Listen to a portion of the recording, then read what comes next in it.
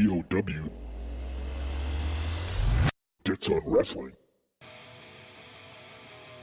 Hello and welcome to the Dits on Wrestling podcast. This is episode 23 and we are closing in on that big 25, baby. Can't wait. And what a hell of a week for wrestling. What a hell of a week. And it's not even over. This obviously drops on a Thursday. Tomorrow night we have the new SmackDown on Fox. I will actually be able to watch that live for the first time in God knows how long. Maybe WrestleMania was the last time I watched SmackDown live tweeted it. I'm looking forward to it. It's going to be huge. And yeah, it just kind of almost caps off one of the biggest weeks in wrestling in recent memory. But we also have Hell in a Cell coming up on Sunday as well. I'm sure there's something going on Saturday. I might be wrong. There's always wrestling going on somewhere. But I didn't watch anything apart from Raw this week. I'm going to get around to watching NXT, but of course this airs on a Thursday. So yeah, I don't have the time to get in NXT. But there is a change this week with regards to the things that I'm covering, simply because WWE have changed their programming schedule. I will only be doing Raw highlights this week because SmackDown hasn't aired. So when we hit next week's episode 24, we're going to have SmackDown highlights kicking everything off, and then Raw. So a little bit of a change up, but nothing major. It just means that when you listen to the SmackDown highlights, one day later, SmackDown, the next week will be on. But hey, who cares? I just won't go into as much details because, and to be fair, chances are I've probably forgotten what's happened as well by then. Just like the Power Rankings. I always struggle with the Power Rankings trying to remember what happened the week before. But speaking of Power Rankings, I've also had to change that up a little bit, again, because of SmackDown. So the window would usually open on a Thursday. It won't open on a Thursday anymore. It will now open as soon as SmackDown finishes on a Friday night. So as soon as SmackDown finishes, the window will open. I'm not going to put out a tweet to say as such. I'm just going to, let it be. There will be chances of me watching SmackDown live are, pretty high because it's on a Friday night. I don't work on a Saturday. Great stuff. So, yeah, I will probably put that tweet up to say the window is now open as soon as SmackDown is finished. So you'll still have, Raw, 205, the NXTs, and SmackDown to rank. It's just SmackDown will be in very, very recent memory. And the window would usually, of course, shut on a Sunday. That will now shut just before Raw on the Monday. So you've got the moment SmackDown finishes, then you got Saturday, Sunday, into Monday, and then right before Raw starts, the window will shut. So there you go. A little bit of a change. Of course, the results will still happen on a Thursday on this show. So nothing's changing in that regard. So yeah. So not much is changing. Not much is changing apart from, a little bit of jigs in, timings and, what I'm kind of be going with the highlights side of thing, but it's just literally just swapping around, nothing major. DOW draft, that of course is that's taken a little bit of a not a step back. That's not the right thing to say because I'm really enjoying the draft that series. It's been great. I've had 3 great guests on so far. It's been a lot of fun. The most recent one with Omega Luke dropped the Monday just gone. We drafted factions and stables, so go and check that out. A lot of fun. Basically, technology is messing me up, kind of. My podcast host site, Buzzsprout, as much as I love it, I do actually love Buzzsprout. It's very simple. That's probably why I like it. It's very, very simple. I like the stats layout, the episode layout. It's very, very easy. It's very easy to navigate. And because I'm very much on the go. I'm always go. So I actually find it quite hard to cram podcasting in at the moment because things are getting hectic. But with Buzzsprout, it's easy to navigate. It's very simple. I love it. So it makes things a little bit easier for me. However, they limit me at 12 hours a month. And of course, now that I've extended the length of the weekly shows and I now have Draft That, which are at least an hour long, you can imagine that there's a little bit of a struggle there. So I don't know what that kind of means going forward. It's not going to be every Monday. It was never a concrete thing anyway. I mean, I mentioned this in the episode on Monday with Omega Luke, but they'll just drop as and when. Okay, I'll give everybody warning. I'll say coming soon, and then bang, drop. That's what's going to happen. It'll just come out of nowhere. And sometimes those episodes are nice. Just a nice little bonus episode, just out of nowhere. And you go, oh, I'm going to listen to that. That's just hit me in the face or hit me in the ears. But that's that. So, I mean, we're just getting right, just rifling through all the news, all stuff going on with me. But of course, today we do have Raw to get into. The season premiere of Raw, new look, stage is different. We have Pyro back. It's exciting stuff. And yeah, that's it. That's the only highlights. It's very sad. I actually miss SmackDown this week. Very sad. But it does mean that I get to finish, putting this podcast together a lot earlier. So I guess, swings and roundabouts. And there is an interview today with a wrestler, Jason King of Reach Wrestling, my local wrestling promotion. So we got that to get into as well. Great chat. So you won't want to miss that. You want to hang around. Or, if that's all you're interested in, you only want to listen to the interview, of course I have the timestamps. So go check out the episode notes or my promoted tweet on Twitter, and you'll see exactly when that interview starts. So if you want to just go and listen to that, you can. If you want to listen to the whole episode, then, well, even better. But before I even get into anything, because we're going to get the power rankings out there first, because it's always good, to start off with, some of your stuff, some of the more interactive elements of the show. But before I start going into this, I just need to address something that has really, it's not bothered me personally, because I try and stay away from a lot of drama when it comes to wrestling Twitter, because A, I can't be asked getting into it. B, I don't need to be asked to get into it. And 3, I'm not a toxic person. I'm not a dickhead. I like to think I'm quite a nice guy, and I'll help people out where I can. I'll support people where I can. I don't make it a thing to attack people on social media or in general. I'm not that kind of guy. But in the last, I guess you could really argue that it's been going on for a very long time, months, years. But in the last 3 weeks, there has been a major spotlight shone onto wrestling Twitter. There's been a lot of negativity, a lot of hate, and I'm talking hate on the worst scale. We're talking death threats, that kind of stuff, which is ludicrous when you think of what it boils down to, guys, is wrestling Twitter is, well, supposed to be a group of people, a collective of people who watch wrestling, we enjoy wrestling, and we use Twitter as a medium to, talk about that kind of stuff. And that's it. People are going to have different opinions. Of course they are. This is, this is life. People, don't think the same. That's a given. That's really what it should be. But it's not. If you have a differing opinion to somebody else, then that turns into an argument for some reason, rather than a, constructive debate. And then from there, it escalates so much that you get people, leaving Twitter. I mean, Seth Rollins left Twitter this week, for Christ's sake. Get people leaving Twitter. You get people who actually have mental snags coming out of this.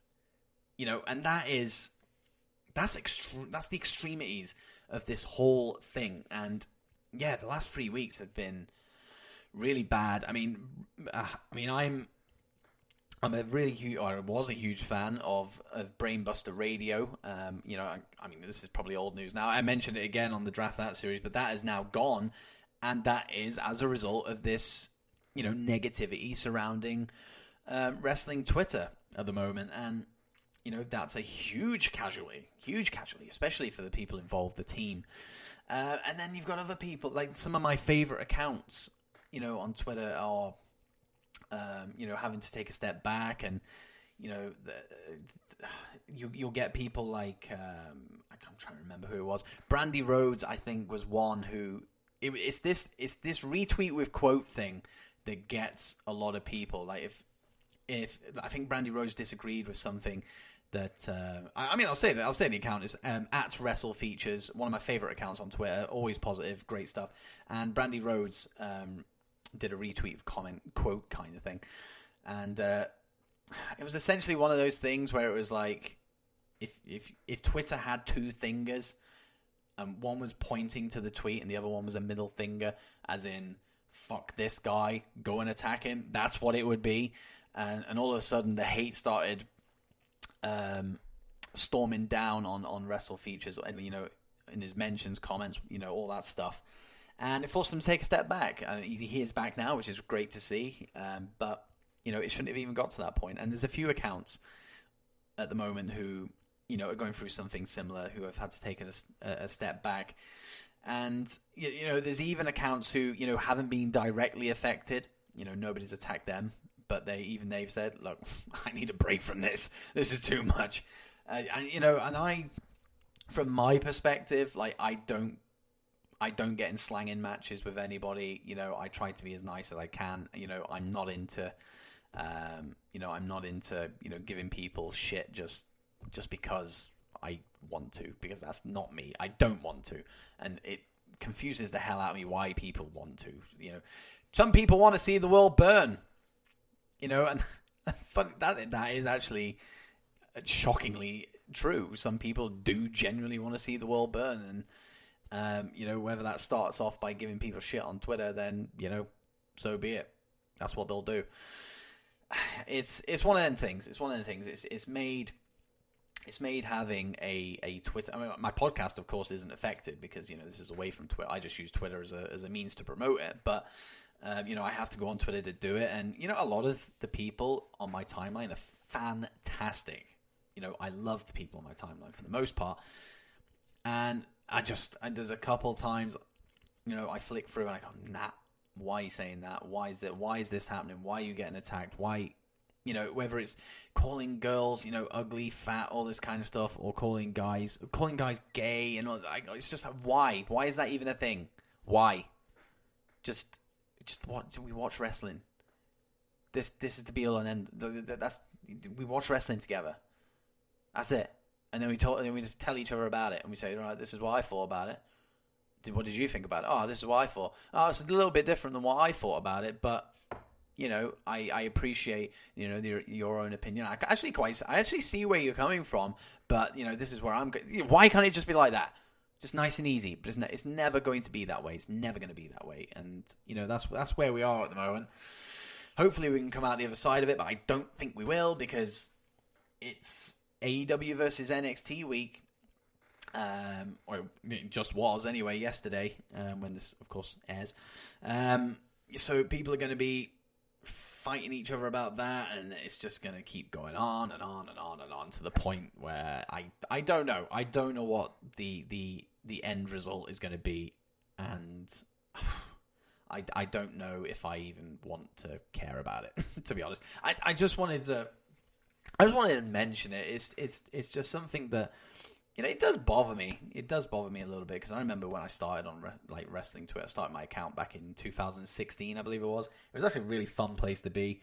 Of course, there were a few dickheads around, but that's just natural. There's always dickheads everywhere, so it was to be expected. But over time, I just keep seeing more and more and more and more, and that growth doesn't seem to be stopping. So I might actually just leave wrestling Twitter and just go to gaming Twitter. I have a gaming account, Dits on Gaming. If you're not following it, go check that out. I do have a gaming account, but it doesn't seem as toxic on there. It's nice. I like to flick between the accounts and go, what's going on wrestling Twitter? Die Sasha Banks fans, die Seth Rollins fans. All right, let's move away from that. What's going on in the game? Are you playing Gears? Yeah, Gears is great. Yeah. Did you see Final Fantasy? Yeah, Final Fantasy is fantastic. Oh, there you go. That's nice. I'll stay here. I will bunker down in gaming Twitter instead. Jesus Christ. But that's just kind of my take on it. It's just, the whole thing is just ridiculous, guys. At the end of the day, we all like wrestling. That's it. That's it. It doesn't have to be any more than that. We all like wrestling. Leave it at that.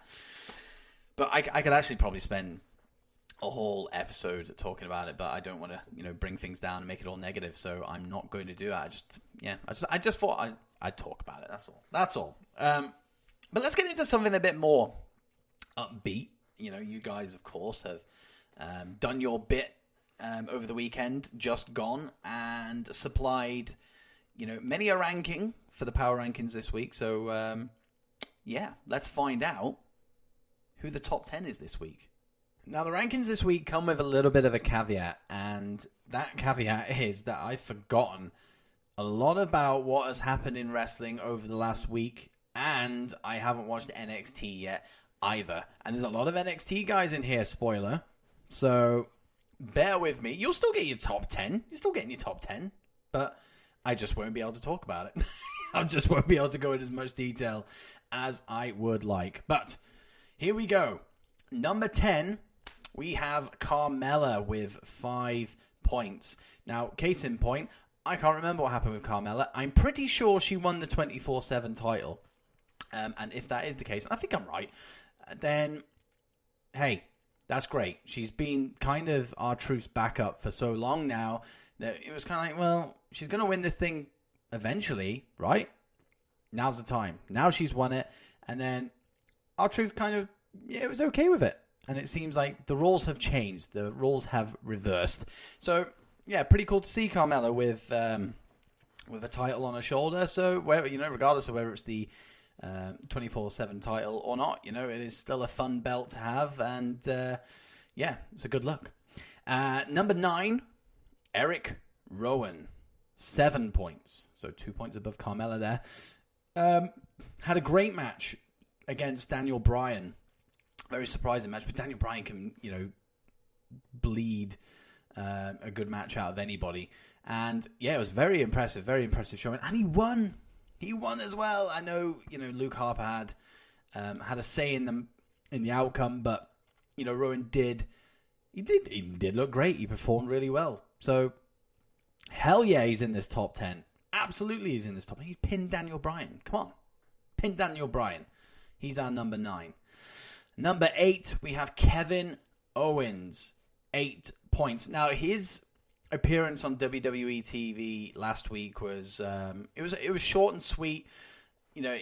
Shane kind of invited him to the show, and KO came out and kind of I don't know, pushed towards a conclusion between the two of them. Their feud that has been seemingly going on for a long time. And, that will conclude with the ladder match on SmackDown this week. So, but Owens was great. But it was just promo-based. But that's the thing. This thing is all about performance rather than, he wrestled well. Well, he wrestled well. That's great. But, this guy did a really good promo, so why is he not getting in on the action? That's what this is all about. It's about the performances rather than just the wrestling. So, Kevin Owens, really good segment, I thought, against Shane. Really set things up for next week, but hopefully let's see this feud get put to bed. And number 10, 9, 8, 7, and number 7 with 13 points, and actually surprised at this. I thought it was going to be a bit higher. Dominik Dijakovic, 13 points for him. And what a great match he had against Keith Lee. My goodness. I actually didn't know that. Sorry, I'm nursing a little bit of a I'm not nursing anyone. I'm coming off the back of a sneezing fit before I started recording, so I'm a bit sniffly. So I do apologize if you can hear me going every 2 seconds. But there you go. I didn't actually realize Dominik Dijakovic and Keith Lee had so many matches prior to NXT. Prior to them both going to NXT. So they got very great chemistry. It's very obvious. They're so good together. But Keith Lee, I don't know. You kind of look at Keith Lee, and I think because of his size and what he's able to do, I think, people just hold him in higher regard, which is why Dominik is a little bit lower down on this Power Rankings this week. But hey, 7th place is nothing to be sniffed at. 13 points. That's what he got from you guys. Chad Gable is our 6th place ranker with 15 points. And if I even attempted to remember what he did, then I would probably fail. I'm pretty sure he had a decent match against Baron Corbin and then got beaten down at the end of it. That's what I think happened. But Gable is looking really, really good. Didn't see him on Raw this week, so we will probably end up seeing him on SmackDown. Hopefully, maybe get a little bit of vengeance on Baron Corbin for the attack, or you'll probably end up seeing him in Team Hogan. That's probably where this feud's going to end up going because reasons. But I love Gable. Gable's been all over these rankings recently, and it's really good to see. 1, 2, 3, 4, 5th place. Sasha Banks, the legit boss, 28 points. So quite a jump up there from Gable, 13 points up. Now, again, I don't remember what Sasha did. Really don't remember. I want to think that she won a tag match and tapped somebody out. I don't know. But all I remember is that she attacked Becky Lynch at the end of the show. And, she came away looking pretty strong. So, why? Yay. But it must have been more than that. She must have done more than that to merit a 5th place spot on the DOW Power Rankings. But this is the problem with doing the results a week later. I forget so much. But hey, this is the results. This is the DOW Power Rankings results. So I really could just reel them off and then just move on. But I like to give a little bit more back to you. So I will try and, give each pick a little bit of context. But, my memory sucks. But it doesn't suck for this 4th place spot. Rey Mysterio, 30 points, became the number 1 contender for the Universal Championship. Of course, we know how that ended up on Raw this week. But yeah, he won a very fun Fatal 5-Way match. Looked incredibly strong. Of course he does. It's Rey Mysterio. Definitely merits a top 4 spot for sure. I don't know where he's going to go from here.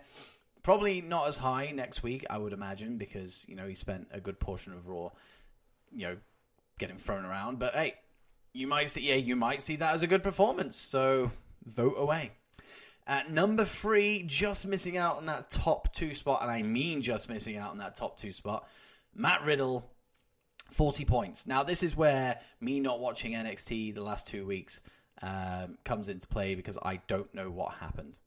Did he have a match against... oh my God, Killian Dane. Did he have a match against him? Maybe. I can't remember. Not sure.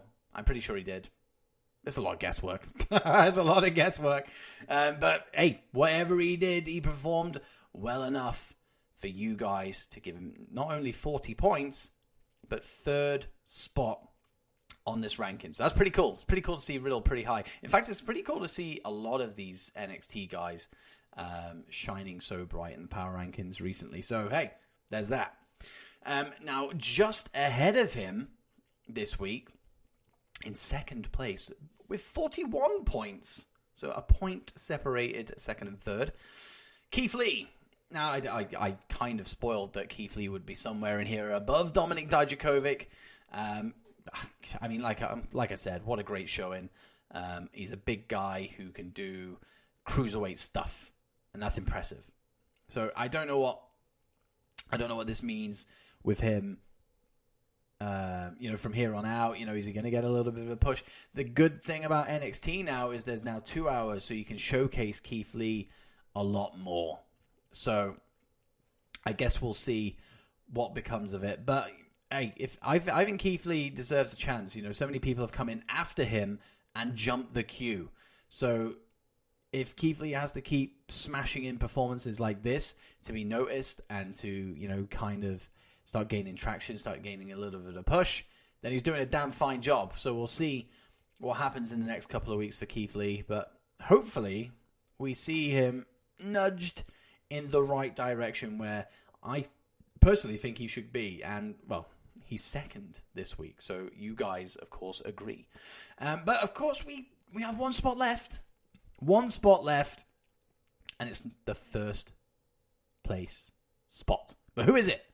Who is first? Well, I can tell you who it isn't. It's not R-Truth this week. In fact, I'll tell you something. In the land of previous power rankings, because obviously I pressed the reset button, I'm pretty sure R-Truth was first a couple of times. because of the 24/7 title coming in. But yeah, it's not our truth. It is The Fiend, Bray Wyatt, 51 points, 10 points ahead of second. He pulled away. As I was calculating all of it, it was actually very, very close up until maybe the last 3 rankings that I did. So, yeah, we were close this week, and then he just kind of just rocketed off. Yeah, it was a really good finish. Of course, I remember what happened with The Fiend. It's The Fiend.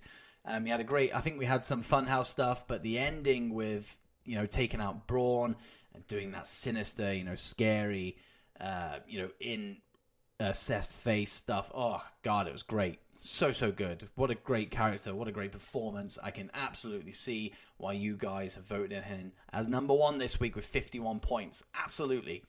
And I think that's the first time we've actually seen Bray Wyatt hit the top spot or even in the top 3. I mean, let me look. This is live as I'm recording this. I've got all the past ones up here. So, actually, no. Bray was second last week, so he's jumped up 4 points to hit the first spot. So, and here's I like stats. I like comparing this stuff. This is why I do this all on Excel now. I have an Excel spreadsheet for all the power rankings, so I can see this kind of stuff. Last week, Candice LeRae, she had 51 points when she topped it. So 51 points has been enough to top it again. So there you go. There's a nice little fun little tidbit. But our top 10 this week is as follows. Carmella starts us off at number 10 with 5 points. At number 9, Eric Rowan, 7 points. Number 8, Kevin Owens, 8 points. Number 7, Dominik Dijakovic, 13 points. Number 6, Chad Gable, 15 points. Number 5, Sasha Banks, 28 points. Number 4, Rey Mysterio, 30 points. Matt Riddle in at third with 40 points. In second place, we have Keith Lee, 41 points. And The Fiend, Bray Wyatt, tops us out at 51 points. So there you go. That is this week's Power Rankings in the bag, locked in. Now, I, of course, have, as I said, I do have an Excel spreadsheet for the Power Rankings and stuff. So now I actually have overview of, the totals when it comes to, months and all-time lists. I have adopted a new stance when it comes to YouTube. So I've morphed my Dits on Wrestling with my Dits on Gaming and combined it to create Dits on YouTube. So any YouTube-y type content will be fine on there. It'll be either gaming or wrestling. But with the all-time stuff and the monthlies, you're going to get a YouTube video. Oh yes, I'm branching out and heading over to YouTube to do some content. So look out for that. I will be working on the September Power Rankings totals and, whatever. The September Power Rankings, the total for September, that will be coming out on YouTube, only on YouTube. There will be no podcast version of that. So make sure you go over to YouTube, search for Dits on YouTube, and subscribe, because then you won't miss it. And it gives me an extra number, so that looks good on me. So, hey, it's win-win. Now, next week, the Power Rankings will return once again, but the window for this week will not open until the moment SmackDown is finished. So, coming up, we have, or you will be ranking anyway, SmackDown, Hell in a Cell, Monday Night Raw, 205 Live, and both NXTs. So there you go. That is what you will be ranking this week. Oh, that's a lot to rank. Especially with Hell in a Cell coming up. I think there's going to be some big moves going on in Hell in a Cell. And then, of course, NXT is, this big thing that, there's always been big, but now it's 2 hours. It's 2 hours of people performing fantastically well just to make things a little bit more difficult for you. So that's all to come next week.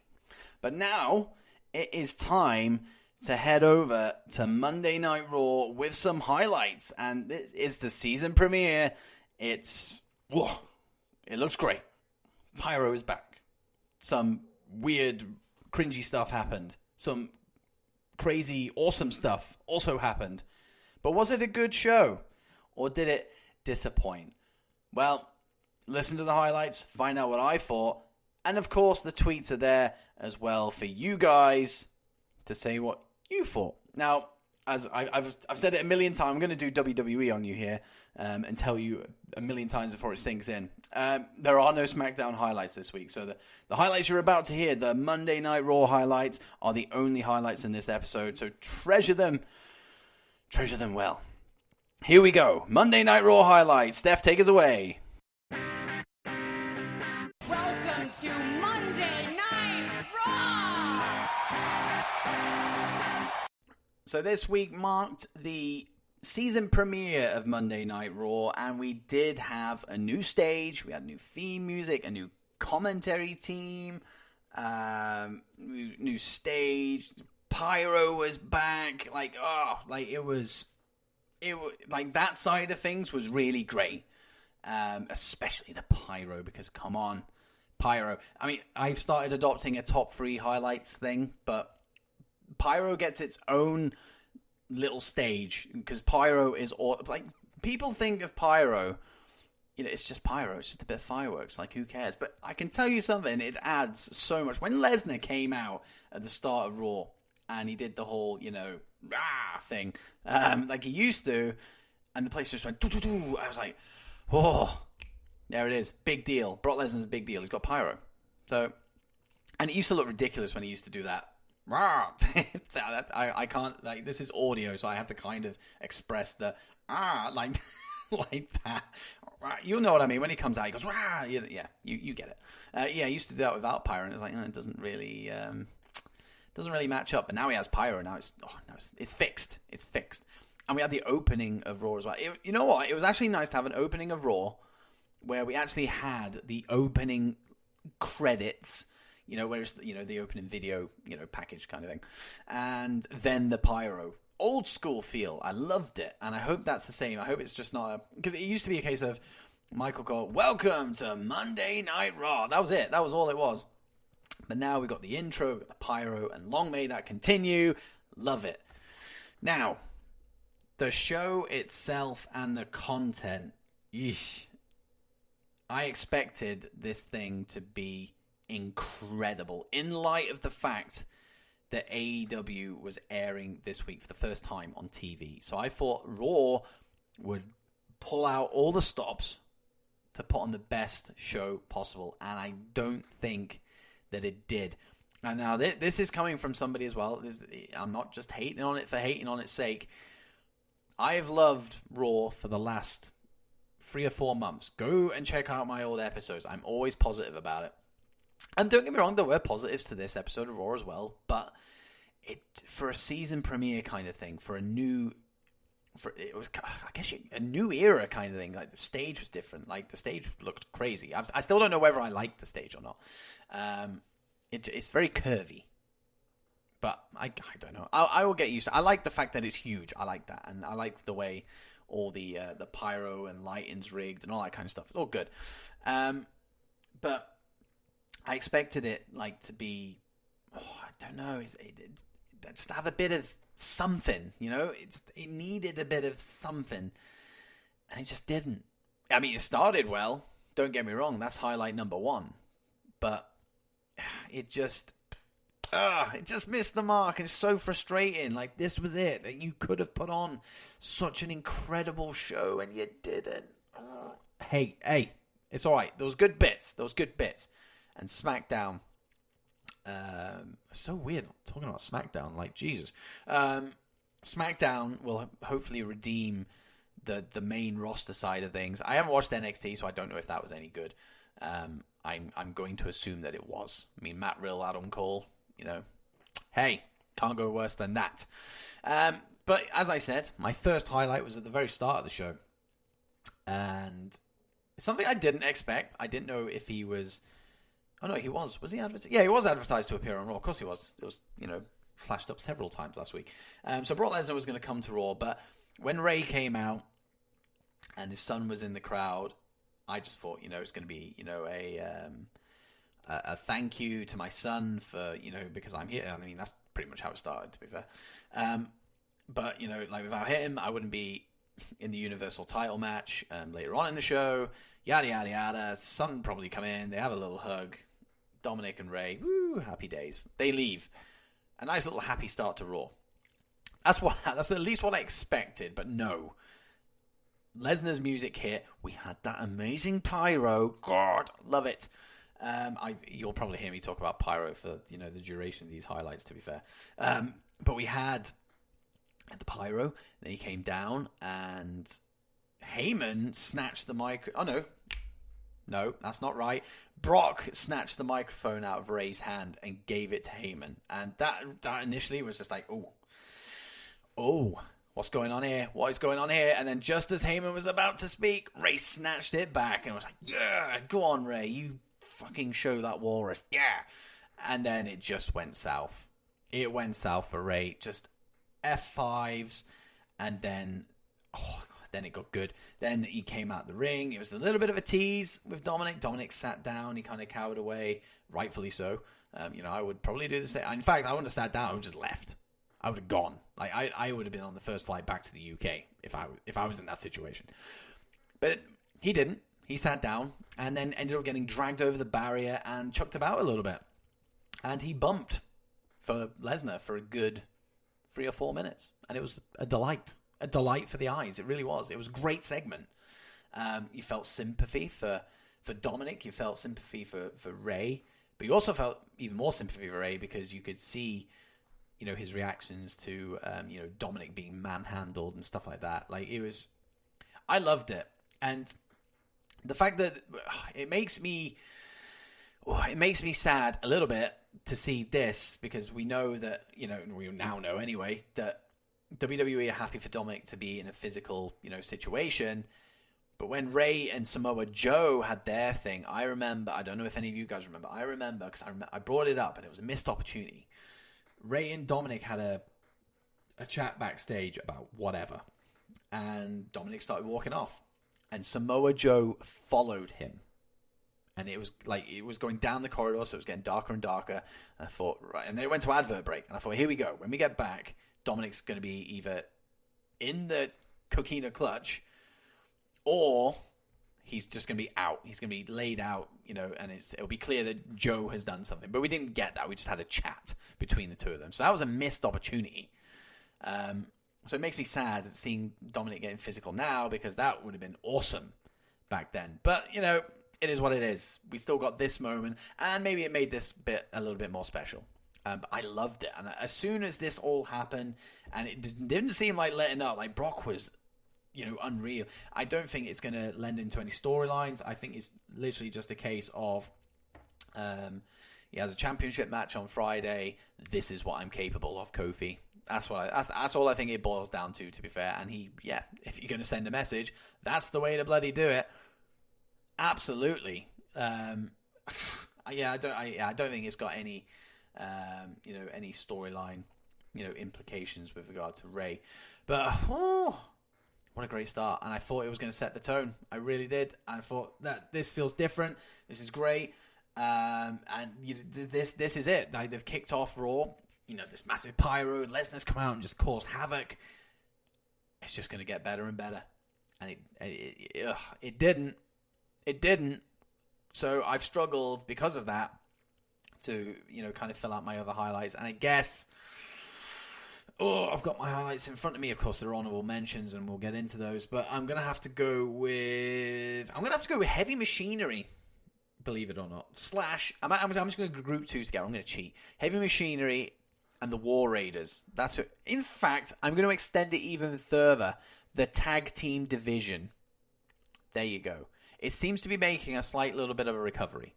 So we had Heavy Machinery have been looking great recently. They had a title match. The match was good. Ziggler and Rude defended those titles. They had a clean win. They're gelling more as a team. They're looking more credible as a team. And that's the key point there. They are, they're looking like a team now. AOP, their little segments are still airing. Where it's essentially violence, but in a different language.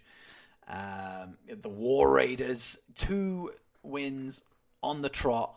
Clean wins against the OC. I mean, the OC, I don't know. I kind of feel for them because, they're with AJ. Like, it should be like a pretty decent stable. And they're just picking up losses. But the War Raiders are looking great. And after the whole jobber thing for what seemed like a year and a half to go to this point now is great, and it's really good to see because I love. What do you call them? War Raiders, Viking Raiders, like whatever. The Viking Raiders. It is really good to see them like on top and killing it. So maybe we'll see them in tag title contention very, very soon. I would love them to win the tag titles and then go into a feud with AOP. Oh yeah, let's see if that happens. It probably will. It probably will actually. I'm calling it. But the tag team division is actually looking pretty good on Raw. Obviously, that will probably change come the draft. When is the draft? Next week? Or is it the week after? I don't know. The draft is coming this month. But, yeah, I mean, it looked good. It was booked good. And that's good. Especially considering how things have gone in the last couple of months. It's great to see.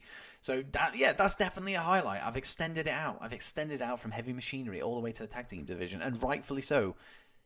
I don't offer credit to the tag team division all that much because, you know, they've been booked very poorly. But this week was a good. This week was a plus. This week is 2 thumbs up. So, good stuff. Now, the third highlight, this is a difficult one because, you know what? I'm not even going to have a third highlight. The third highlight could be Pyro, which I mentioned at the start. There you go. That's how much I struggled with highlights for Raw this week. And it's one of them things. Raw was decent, but it just wasn't great. So I struggled with highlights.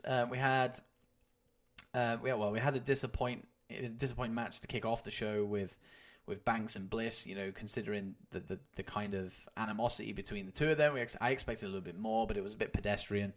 The segment after that with Becky and Sasha was good. It didn't really need to be anything more. We had the assault last week, so you know there was a bit of back and forth, and then Sasha kind of retreated. Bit of a promo, end of segment, good stuff, but not a particularly, you know, not something I would say was a highlight of the show. The Hogan Flair stuff, you know, it is what it is. It is what it is. You know, you're bringing back these names to kind of boost ratings, you know, pop the crowd, you know, whatever reason that you're bringing them back. But I enjoyed it to a point until the crown jewel thing was mentioned, but I'm not going to get into any of that. I think the Saudi stuff is ridiculous, but, you know, we just kind of just have to accept it. I'll get into this with the tweets later because I've, for a change, I've actually looked at the tweets before I've recorded the highlights, so I kind of know what's coming. Somebody did actually mention a point with regards to doing this 5-on-5 before Survivor Series. 2 weeks before Survivor Series. Yeah. Very strange. But this segment itself, without looking, you know, into the future, it was an effective use of legends. So at least there was that. So, yeah, it was fun. I guess it was fun. We had Ric Flair doing his thing, Hogan doing his thing. Styles versus Cedric was a decent match. Some really good spots. Not as good as stuff they've done in in previous weeks. Cedric still looks strong though. You know, I'm hearing rumblings about him being buried backstage. You know, Vince isn't high on him. Blah blah blah. But you know, in the matches, I mean, he's losing, but in the matches he is a part of. He's killing it.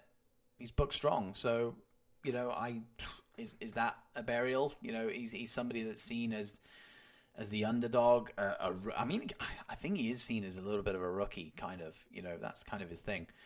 So, is it really a bad thing if he's losing to AJ Styles but putting in one hell of a performance and, you know, nearly besting him?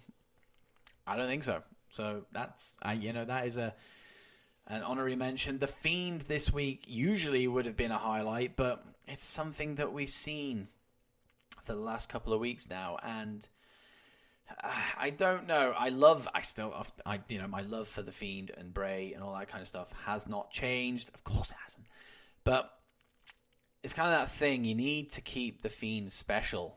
Like, I think the Fiend is Bray Wyatt. By all means, throw him on like 3 or 4 times an episode. I don't care. Like, the Funhouse is great. It's good for that kind of stuff. But the Fiend himself, keep him away. Like, You don't need to see him as much as we're seeing it. Although the bits that he's in are amazing, they're cool, original stuff. It's getting to that. It's getting to that point where it's not original anymore because we saw it last week. We saw it the week before, and I'm not souring on it. I'm not saying that. It's just keep it special because now he's propping up on house shows and stuff like that as well. And it's kind of, come on, leave it. I mean, it's great for the people in attendance, but just leave it. Tease it, but don't give it away. So that's why it's not a highlight this week.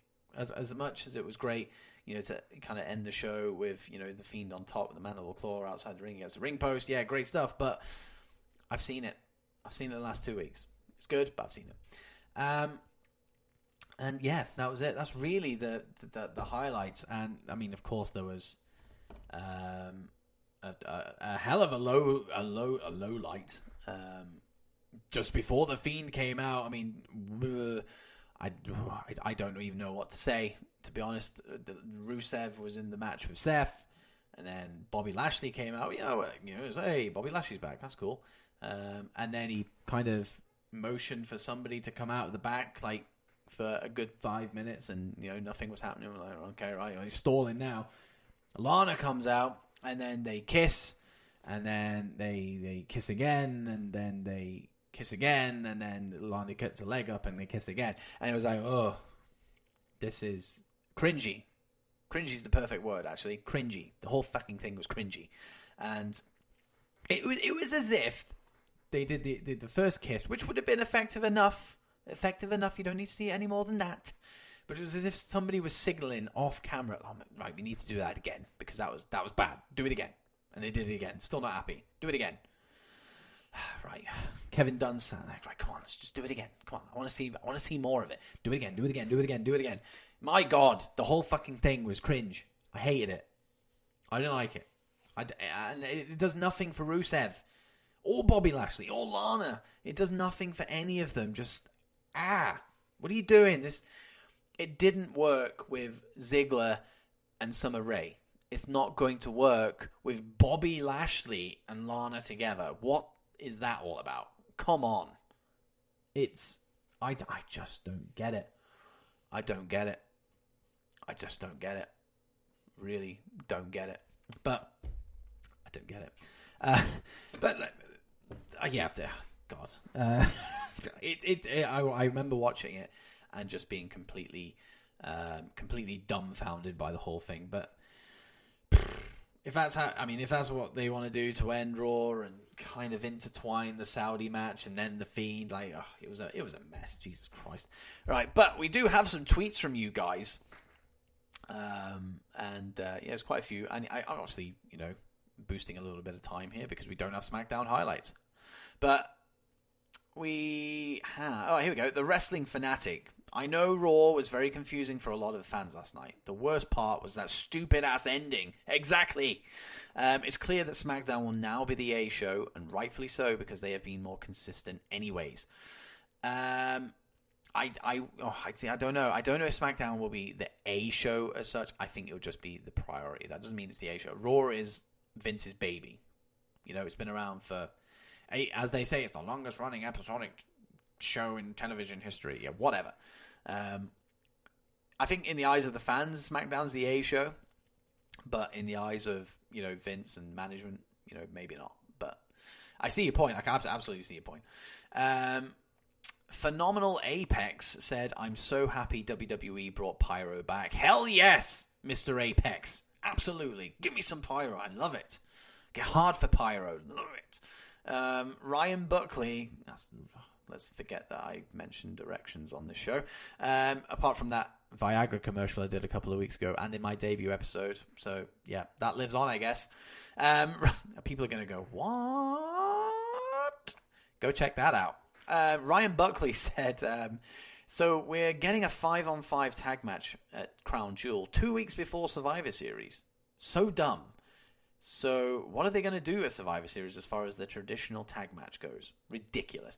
And that is the tweet I alluded to earlier. What? I don't get it. You just have that match at Survivor Series. I get that some Saudi prince is paying you millions of dollars to have people like Hogan and Flair because, you know, they seem to think that they're still like in their 30s, in their prime. But, oh, God, like, yeah, I didn't even think about it until I saw that tweet, and I was like, that is such a good freaking point. In fact, actually, I've noticed nobody's retweeted that. I'm going to retweet that live on air as I'm recording. So, boom, Ryan Buckley, there's a retweet for you because that is a hell of a good point.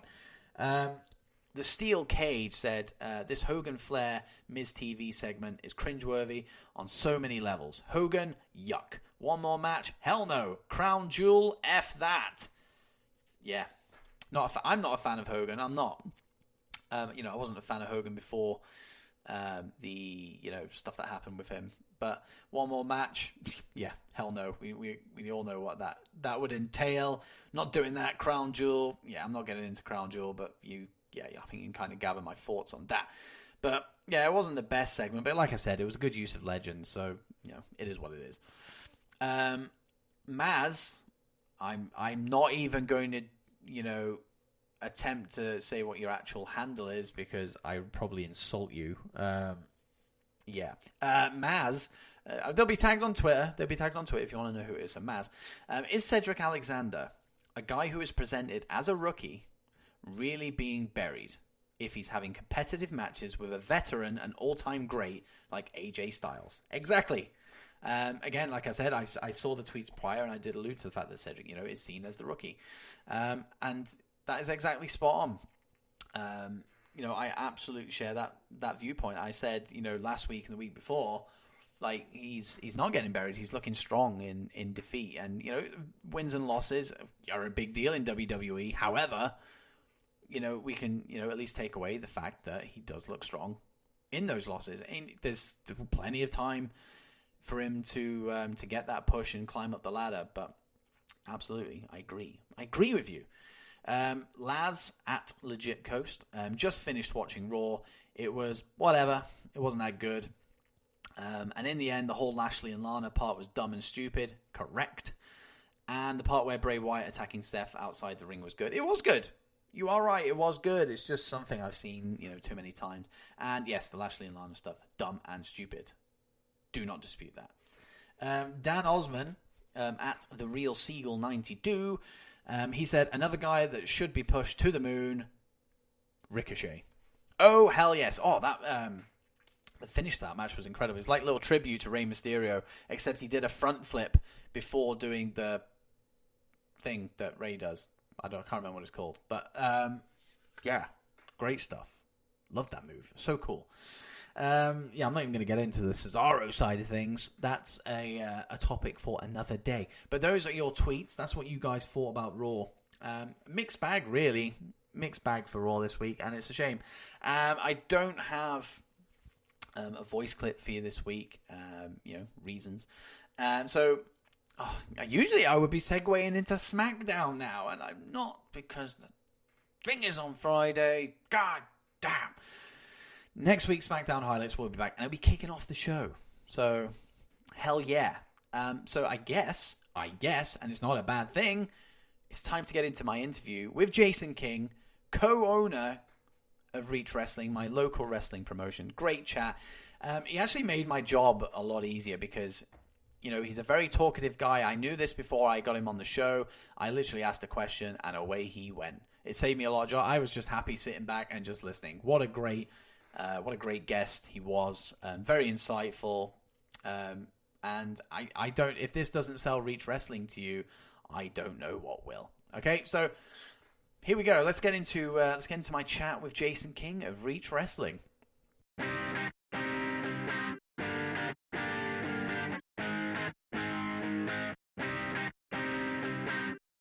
Joining me now on the Dits on Wrestling podcast is co-brains of Reach Wrestling, a promotion in my living location of Plymouth. It's Jason King. Welcome to the show, buddy. How you doing? Oh, very good, mate. Thank you for having me. Cheers. Oh, it's an absolute pleasure. I know it's surprising. I know we just mentioned it before we actually started recording, but I've actually only been to one Reach Wrestling show, but it's not through choice. It's because I went away from work for a little while, but I've kept up to everything that you guys are doing, and it's phenomenal what you guys are doing, taking the reins from a former promotion that we had here in Plymouth and pretty much just obliterating it. Absolutely making waves. And of course, we will get into everything based around Reach. But before we do, I kind of want to get to know the man behind Reach. Of course, you share the honours with Grayson Reeves, but of course, you are an integral part of it. You are 50-50. And I'd like to know a little bit more about the guy, the wrestler. So what's kind of your backstory when it comes to wrestling? What drew you in? Sure, good question. So a little bit about me then. So I was like everybody else, right? As a fan, I mean, I don't know what, everybody's got a different match usually that they've seen, right? That got them into wrestling. They saw something or they remember a moment, that just made them go like, God damn, like this is what I got to be part of, right? Like this. And for me, it was my dad used to bring home videotapes from my nan. She or my auntie, she just tape these wrestling shows. And I was so lucky because the first one I ever saw was the WrestleMania one where I think it was, is it 13 or something like that, 12, where Shawn Michaels versus Bret Hart in the Iron Man? Oh, you might be 12. 13 was Austin and Bret, so it might have been 12, yeah. So 12. I get that one, and I'm a kid, me and my brother, and I was watching this wrestling, and man, he put this videotape VHS back then, and I did not move. My ass did not move from the floor. I was glued to the TV. I just couldn't believe my eyes. Like it wasn't even just the wrestling. It was like they all had bright colors and the way they all sold and the way they all performing, just the performance of everything. I thought it was all real. Everything was real, right? So these guys whooping each other's asses, and they were so big and larger than life, and like the bright colors and the pyrotechnics, and it just was like nothing I'd ever seen. I loved football as a kid, but I was watching football, and I was like, football doesn't have any of this. I mean, this stuff blows football out of the water, right? Football's, well, rugby I liked, cricket, I liked all sport, snooker, the lot, but nothing compared to this. This was just man, it was like, I just knew from moment one, I said, if I could do anything, I would do what these guys are doing, And I saw that Bret Hart Shawn Michaels match. And I wasn't a particularly good athlete as a young kid or anything, but I just watched what they did and thought, I could do that. I just was like, I could do what they did. They wrestled for an hour. I mean, for an hour, you just, in 4 or 5 years, whatever it is I've been wrestling, I never wrestled for an hour. And I know what that would take as I'm older now. I realize, and I'm like, it's even more incredible, because they did it at the highest level. The two of the best sort of the guys that ever laced up the boots. And I was just so enthralled by what I was watching, and I was hooked.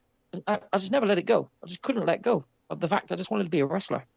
I kind of relate to that because when I was a kid, I used to steal my granddad's wrestling tapes, his VHSs, and he had this massive collection of Hulk Hogan tapes. I'm not the biggest Hulk Hogan fan in the world, but when I was a kid watching that, I think the first match I ever saw was Hogan versus Big Boss Man in a steel cage. Don't know what show it was, but that's all I remember.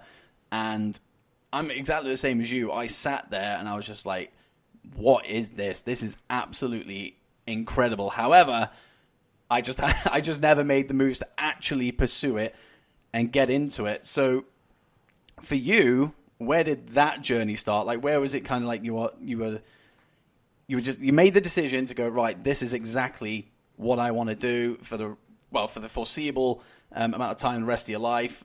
What was that deciding factor for you? I think so like every fan, I went, the old saying is wrestlers are just fans that took it too far, right? Firstly, can I just say that Hulk Hogan thing, incredible. Hulk Hogan, man, he just stands the test of time, doesn't he? I still get goosebumps. I'm 31 years old and I still get goosebumps when I watch him Hulk up. Like the thought of that is to me is like, grow up, Jace, but I just cannot help it. I like watching him Hulk up. I'm still a fan, right? But it was like, I had to know if I could do it. That's all I thought about growing up. I used to cut promos in the mirror, still do today. Just cut promos in the mirror about anybody, anything. My school teachers, the guy that maybe I didn't like in class, the girl I fancied. I was just cutting promos all the time. I went through a phase in my life as a teenager where I was almost talking in promos all the time. And I just couldn't get this wrestling bug out of my head, right? So I went to see a live show in Exmouth and a company called Varsity Pro Wrestling, based out of Portsmouth. And they brought over Billy Gunn.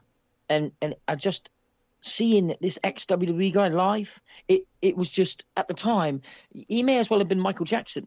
You know what I mean? Like, we got to see Billy Gunn, we got to see D'Lo Brown, and I just was blown away. These guys were huge. The Americans, these bloody Americans, they were just massive men because they were so big. And what am I, 5'8.5", and at the time I was probably maybe 10.5 stone, so I wasn't a big dude or anything. I wasn't working out. I mean, I went a little bit, but not really before I broke in wrestling. So I'm seeing Billy Gunn, who's 18.5 stone, and he's 6'6". I mean, this dude was as big as he looked on TV, just as tan, just as jacked. And I was just like, I just couldn't not. I was just obsessed, absolutely obsessed. I spoke to the chap that ran the brand Varsity Pro, and I just said to him, have you got a training school? I want to do this. And like a lot of, we've got our own school now, which I'm sure we'll come to, but a lot of guys that tell you they want to be wrestlers see what I saw, the grandeur of the event. They see the WWE and they say, God damn, I want to do what those guys are doing. I want to make all that money and I want to be a big superstar that wrestles. What they don't see is the groundwork that goes in to get that far. And I traveled 300 miles a week to learn to wrestle. So people, every weekend, it was like every Sunday, 150 miles there, 150 miles back, no matter what, no excuses, none. There were no excuses. None of this, I need to miss this week. Absolutely not. It wasn't happening. And I mean, it cost me a lot of money. It was costing me £270 a month in petrol costs and training fees. And I was working at the time part-time at a supermarket, so I wasn't making any money or anything. And like half of my wages or whatever pretty much was going on, you got bills to pay, right? But before any bills, the first half of my wages went on my wrestling. that was like, I remember I've told this story a few times, but I remember sitting in the car park. My employer at the time was a supermarket, and I was sitting in the car park drinking a cup of water out of a plastic cup because it was free, and I had Tesco value jammed hearts. They were like 17 pence. And I looked in my pocket, I had 26p. And I was like, it's got to get better than this. Like, it's got to. And I thought back to Bret Hart and Shawn Michaels, and I was like, it's got to get like that, right? Like, at some point, I'll get there, right? Because I had nothing left. But I did that for 9 months, 10 months. I traveled that far and I spent, whatever it was, 2,500, 3,000 quid to learn to wrestle. And I just, it didn't really work out. I just think I was burnt out, to be honest. I couldn't do it anymore, the travel and the cost and stuff, but I was hooked, right? I was hooked, even though it was like brutal. The physical training was absolutely brutal. And it was nothing like I expected. It was I told myself, after trying that for 10 months, right, I was like, I don't think I'll ever wrestle again. I said, I tried it. It didn't work out. I wasn't cut out for it or whatever. It was too tough for me. I'm quitting. So I went and got a job in the office. Go on, sorry. No, carry on. So I went and got an office job some years later. I had 6 years out of wrestling. And on the first day in the office, we do everybody gets to know you and you all talk about yourselves, and they wanted an interesting fact. So I thought, I did loads of things before I'd gone to work in the office. I mean, so I said, I used to be a professional wrestler. And everybody, even the guy that was like the head employee or whatever, was like, a what? And I said, a professional wrestler. He's like the WWE? I was like, yeah, like WWE. It's funny you should say that, because when people, from just like a fan's perspective, when somebody says, I watch WWE, everyone's kind of like, you watch WWE? And they kind of pull that face that we all know and do not love. Oh. But to turn around and say, I was actually a professional wrestler, that must have blown a lot of minds. Like, what? Yeah, you can see their eyes are kind of like, huh? Like, you are that? And it wasn't like, I thought we'll just move on to the next guy. Oh, no way. The next 15, 20 minutes was spent talking about, how does this work? How does that work? Do you know this guy? Have you met that guy? And it was just like, as we were talking, and I was explaining and breaking it down and killing all the, the rumor and innuendo that we all hear about wrestling being fake or wrestling not being this. And I was explaining to people, well, actually, this and this. And you could see their eyes it was like, talk time with Jason. Everybody was so enthralled and they were hearing well, I thought wrestling wasn't this and it wasn't that. I'm like, absolutely not. No, it's like this. And the more they asked me questions as the weeks went by, this has been 6 years since I'd wrestled at this point. And I was like, God damn, maybe I should get back one day. They were all saying to me, I'd love to watch you wrestle. I'd love to watch you wrestle. And I thought, and you got to understand at this point, it was never in my life plans to go back to wrestling. I really didn't ever think I would ever wrestle again. I'd started playing poker. I was a semi-professional poker player, Nice. sponsored by Betfred. I was sponsored. I was the first person ever to be sponsored by Betfred. Like, I'm a British poker champion. British champion, right? I was a personal trainer. I was working the doors at the weekends. I was loving my life. I learned to drive in the time I was away. I'd had a really good 6 years and became the man, I guess, as opposed to the boy. And I think I just grew up. And that silly wrestling that I did when I was 21 was in my rearview mirror, and I was never going to go back. And then they all started asking questions as the weeks went by. It was all the office staff like, "You're the wrestler," and I'm like, "Oh, well, I'm not technically the wrestler anymore."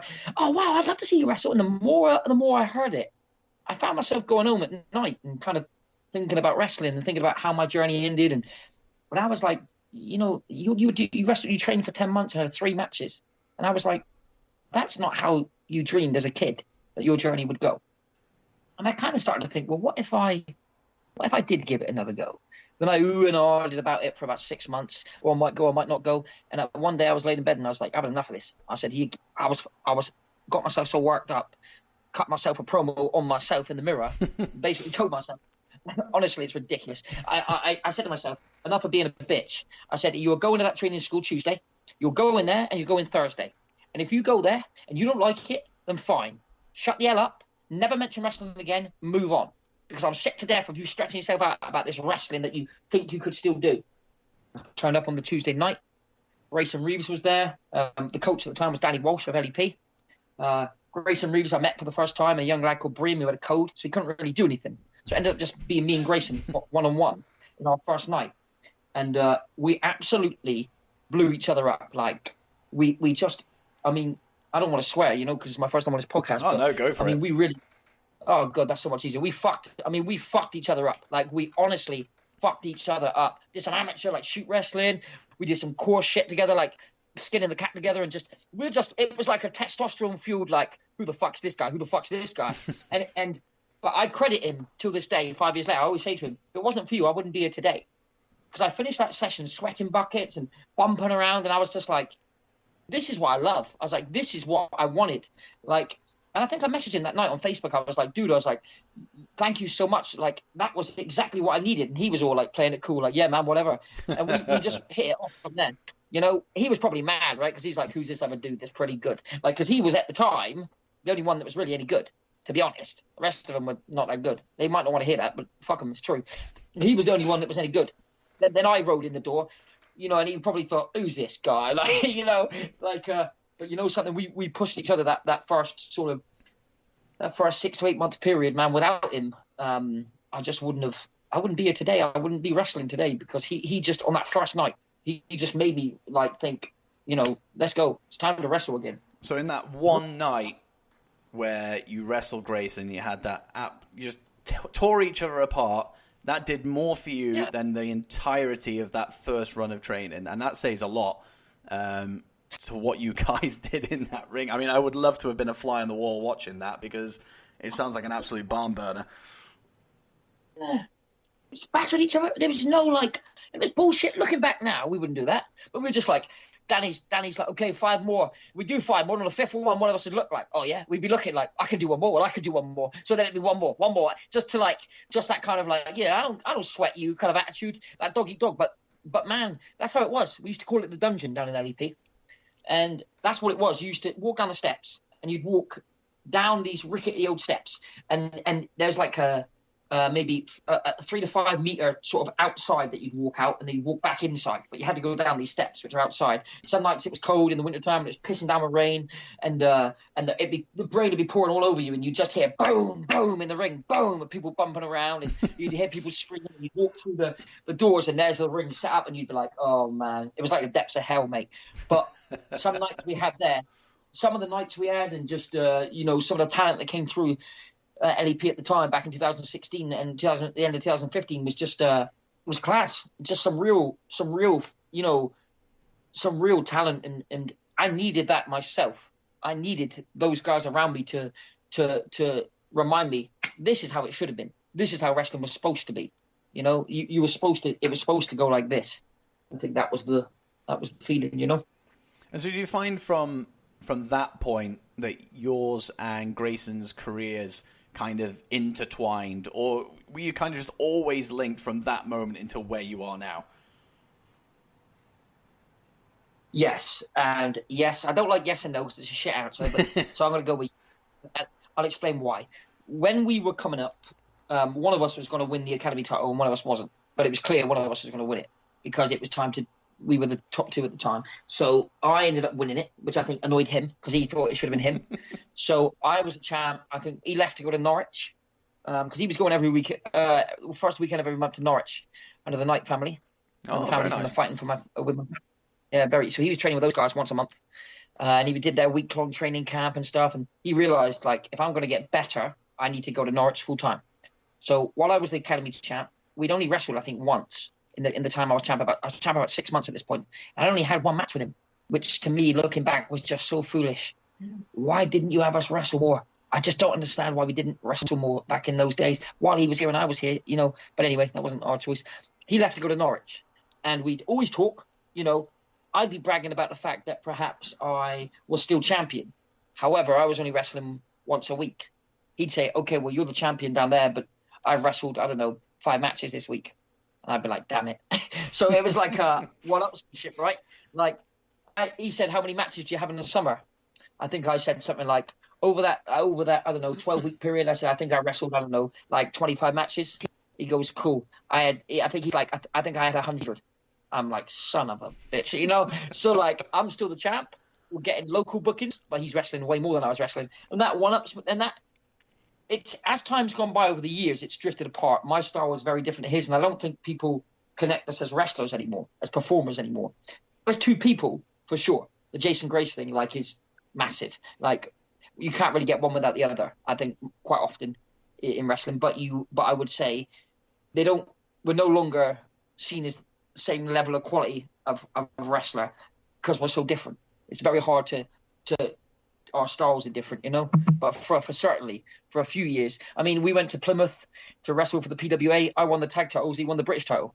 He was champion for a year. I was champion for a year. So we still, you know, even like when we started going to other companies, you know, we were kind of out there and sort of still, you know, making waves. But I think this last year, and he's injured now as well. So, you know, this should be my time to get a head start on him. You know, that's what I should. And you have your little your Twitter race going on for 250 followers. So even though he's out of the ring, you've got that going on. Yeah, this is what it's like, man. It's always I mean, what am I at? 237, I think I'm on. And like, I mean, I don't really use Twitter, so I'm not really like a Twitter guy. I mean, I've seen some people got, you know, 50,000 people on their Twitter. And I think, excellent. Why can't I get 250? You know, just to beat him. If I get 250, right, and then everybody unfollows me afterwards, it doesn't matter. It doesn't matter. Because I screenshot that moment I got 250, that means I win and he doesn't. And it's just, that's how it is, man. How it's been for 4 years. Like that kind of deal. And it's good that you have that competitive edge with him, and you're also running a promotion together at the same time. So I can imagine you bounce off each other quite a lot. Yeah, we 9 times out of 10, we want the same thing, just different ways. We want to get to A to Z the same way. We just, the B to Y, in the middle there, those steps can be different.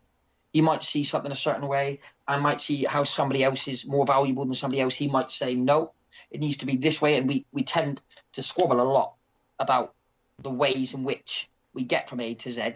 But, you know, we both want Reach to be what it's becoming, and it's not quite where we want it to be, but it's getting there. Just the methods we want can sometimes be different is all. So, well, now that we've kind of segued into Reach here, I remember watching PWA, I think it was July 20, well, I think it was July last year. I think it was the last show, actually, that they did before they kind of departed from the Plymouth wrestling scene. And I saw both of you wrestle that night, and I remember sitting there watching it because it's a venue that I'd never been in before to watch wrestling. Like, my only exposure to watching wrestling live was WWE, so, you know, a big arena. So to go from that to this, but I remember sitting there and I was just like, this is incredible. Like, I love like the intimate setting of it all, and Yeah. I'm trying to remember what kind of went on the night. I just remember I just loved it. I came away and I was a fan of it, and then all of a sudden it was taken away from me, and I was like, brilliant. So I finally find a promotion that I like, that's local, that I don't have to drive too far. It is literally 5-10 minutes away. I can sit and watch it every single month whenever they put on shows. Great stuff. And then it disbanded, and I was like, great. Fantastic. Now what am I supposed to do? I'm not going to travel anywhere else. Not going to go Exeter. Not going to go to Torquay, Paynton to watch wrestling because I just can't be asked. But that's what made PWA so handy to have as a local promotion. But then, out of nowhere, like a phoenix from the ashes, here comes Reach Wrestling. And I remember seeing it, and I think my first exposure to it was the logo. I saw the logo, and I was like, fuck, that's a cool-ass logo. And then it just kind of built from there, and then it kind of got linked to both yourself and Grayson. But, like, at what point did you go, right, let's do this. Let's bring a promotion back to Plymouth? Right. So this story, I've told a few times on different podcasts, but I'm going to tell it again because I think it's my first time doing it with you. So I'll explain. PWA, we're having problems, and I guess as the time's gone by over the years, the more I've told this story, this part I've become more sensitive to, and I'll leave out. But essentially, PWA were having a bad time, like financially, and there were problems backstage, and that aren't really my place to. Maybe it will come out one day from the owners and things, but I doubt it because they will swanned off to do something different. But it was just really in a very bad place, right?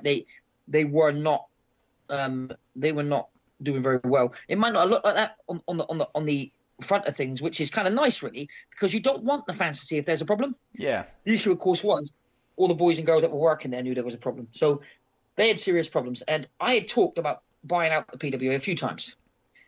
And I remember a valuable conversation I had with the owner at the time.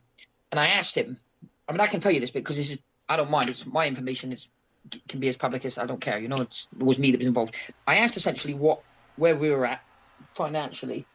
And the essential response I got was that we were in the red, like an astronomical sum.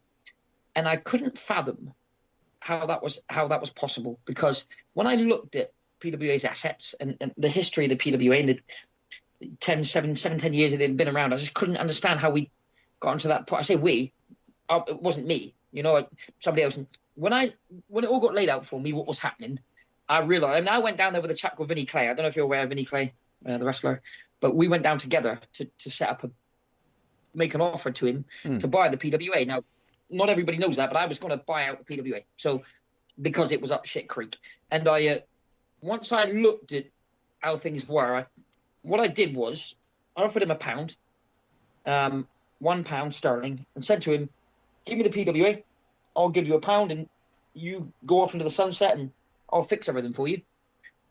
He declined and said he didn't want to sell for £1 because he thought it was worth more than that. He couldn't understand that it wasn't, because he didn't have anything. He didn't have anything of any value. Didn't have a ring, didn't have any branding, didn't have any. His title belts were, I've got one of his title belts now. I was retired as the tag team champion. There was nothing to buy, and it was really not a good time for PWA. Fortunately, cooler heads prevailed, and Vinny Clay was with me. He said, we don't need to buy this. He said, Vinny Clay said something that day that he may remember, he may not remember that he said, but he said to me, we could just start our own. He said, we could start our own company. He said, we don't need to buy this one. He said, why would we, take on all that red there? And he said, why it will cost X amount of pounds to even get it, back to zero, and why would we bother? And I was like, yeah, but this one's already started. It's got an audience. But then it kind of hit me. Like, well, they've only got an audience, essentially, on social media, right? They've got 2,000 people on their social media page. And that gave me an idea. So we walked away from the meeting with more information coming. I called up Grayson Reeves that night, and I said to him, mate, I want us to run a wrestling company in Plymouth. And he's like, dude, don't be ridiculous. Like, we're wrestlers. We're just up ranks. He's like, I'm not doing that. And I said, just trust me. And I can be very persuasive when I get going. Now, it took me about 6 weeks. And at 6 weeks, and we used to talk every day. And we still talk every day now. But, back then it was like late night phone calls, like for an hour and a half, just talking about the local wrestling scene and everything, just wrestling. That's all we talked about, was wrestling. And I finally got to him at one point. I remember he said, I just don't want to do it. It's going to be too much work, too much money, and I just don't want to get involved with that sort of thing. And I said, but hypothetically, what would you do? And he started telling me some of the matches that hypothetically he would book. So I thought, this isn't strong enough. I need more than this. So I was going to work for a company called 4FW in Swindon, 4FW, and I was staying at his house because he lived in Swindon. And I was hounding him again all night, right? Hounding him. And I said, look, just tell me, what would it look like? Just write out a card. Tell me who you would book and how it would look. And I'll never forget, and I've told this story every podcast I do, and every time, someone asks, the moment I knew I had him, he looks at me and he says, right, put the kettle on. I'll go get my pen and paper. He walks upstairs, gets pen and paper, and I slap my hands together and I said, I fucking got him. I know I've got him now. Once we started writing out who would wrestle who and how the story would go, it was there in front of him. And he just couldn't. He just couldn't say no. Because I said to him, look at that right now. I said, look at that match, this here, that. Jason King, PJ Jones had never been done before.